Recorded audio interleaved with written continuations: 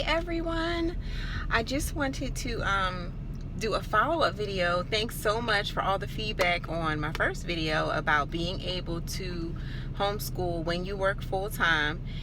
People had a lot of questions about, I did say that I was a registered nurse, and questions about how do I manage working 40 hours a week and homeschooling. So I work night shift, so it's overnight shift. My shift is I do 4 10-hour shifts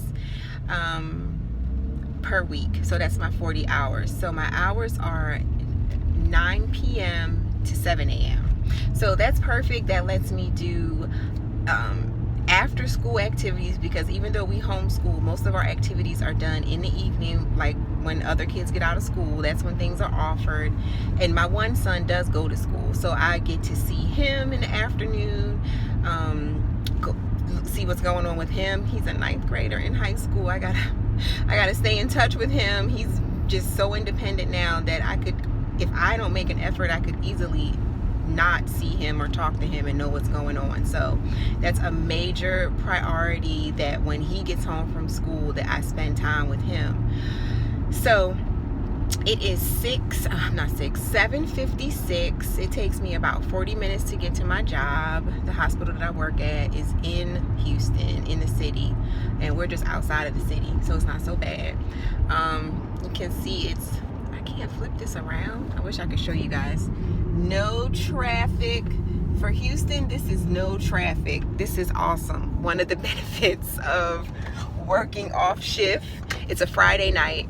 I try to schedule myself on a lot of Thursdays and Fridays towards the end of the week, because sometimes my husband can get home a little early on Friday and Thursday, so we can spend maybe an hour or 2 more hours together before I have to go in.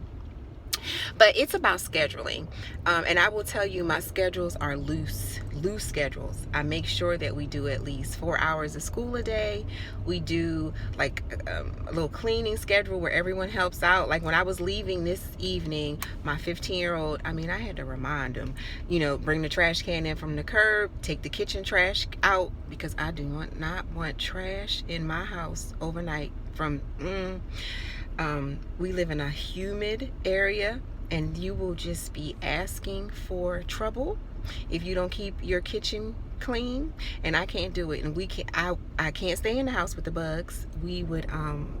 I would be at the Marriott. My husband would be like, what is this bill? Where is my wife? I don't live here anymore. I live at the Marriott, because I can't do bugs. So I have to have everyone on board. With 5 people in a house, as soon as I clean up something, whether they're there making another mess, they're always eating. 2 of our 3 children are boys. They're always hungry, always eating, and they don't see crumbs, and crumbs don't bother them. So I remind them lovingly. I had one homeschool mom remind me. She had her master's in special education from UNCC, and what she told me was, Nadine, if you have not told a child with an adolescent mind, so that's like between 11 and 13, 14 is the age group that we were discussing. If you have not told them something at least, I think she said like 300 times, you cannot expect them to remember it. So, and what I was arguing about was the trash. And I was like, well, thank goodness, I know I haven't told him that many times.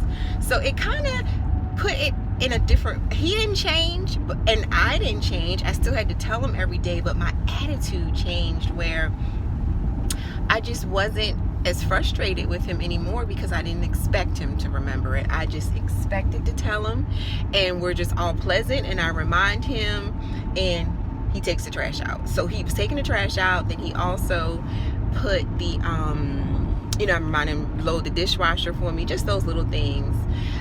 So that's that. So I'm heading to work. I'll do my 10-hour shift. I have it scheduled so that I do like to make a hot breakfast for the kids, gluten-free pancakes, steel cut oatmeal, things like that, crock pot oatmeal. I did not organize that today. I didn't set that up. So they will be having gluten-free, as my 7-year-old calls them, pop-up waffles, because they pop up out the toaster. He just loves that. He calls them pop-up waffles.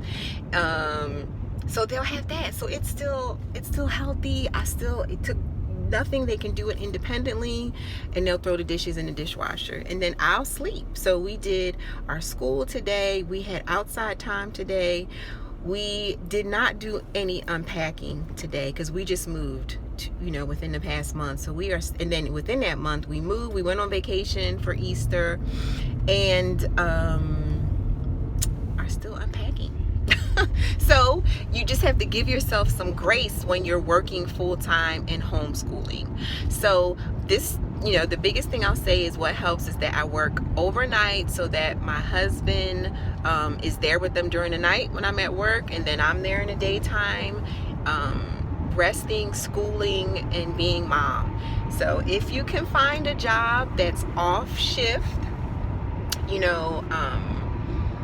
of your mate or family member. If you have a mom, we don't have any family near us in the state that we live in, so we had to make it work for us. But you can find someone, whether it be from your church, a neighbor, even there are really nice daycares where they will have adult children. You just have to look into them, make sure that they are safe, and you can do it. So that's one thing, is that I work off shift. Okay, I'm gonna pay attention now because I'm now on this highway and it's getting a little dark, so I want to be able to pay attention to my driving. Okay, take care. You can do it. Okay, bye.